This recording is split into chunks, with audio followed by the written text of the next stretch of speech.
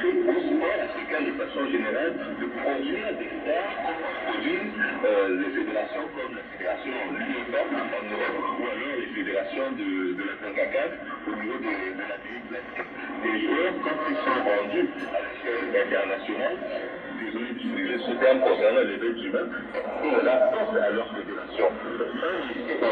On avait besoin de qui sont fabriqués sur le plan local et aujourd'hui c'est arrivé à produire cette capacité de notre sport de s'autofinancer et d'être un force étendard de notre économie, ce qui manque de mon point de vue.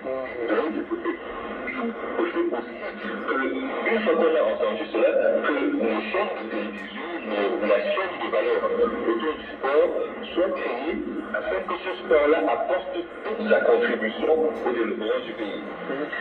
Ce qui m'amène quand même à poser cette question à Tarsis Arizona, en voyant les investissements que font certains pays du continent dans les infrastructures sportives, pensez-vous que l'Afrique pourra un jour accueillir les Jeux Olympiques, peut-être dans un avenir pas trop lointain?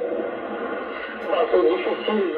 Moi, je vois l'Afrique du Sud parce que les Jeux Olympiques, c'est le grand sport avec beaucoup de disciplines, notamment les sports nautiques, qui en Anglais, on a des pays côtiers, par exemple le nord de l'Afrique du Sud est capable de le faire. Et maintenant, on mise l'organisation à plusieurs pays, c'est une bonne chose.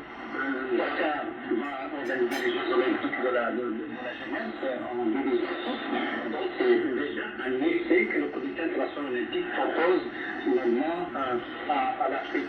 Mais si on regarde à ce qui se passe en Côte d'Ivoire, je pense qu'il y a une stratégie des autorités ivoiriennes parce que le budget qui sera investi, qui a été investi, est détaché dans le gros budget de planification qui a été proposé finalement à la FMI, donc 3 milliards 500 $. Donc on a reçu 1,5 million et qu'il y a des routes qui ont été construites, mais enfin aménagées, des routes aménagées, et puis des hôtels et tout ça. Donc vous comprenez qu'il n'aurait qu'à gérer l'État. L'État c'est tellement compliqué de s'organiser ces stades.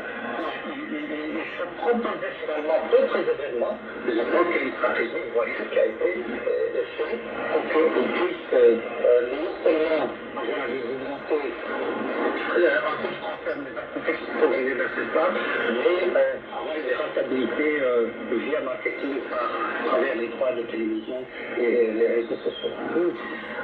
Quel rôle joue la culture, notamment la musique et l'art, dans la célébration d'importants événements sportifs comme la CAN?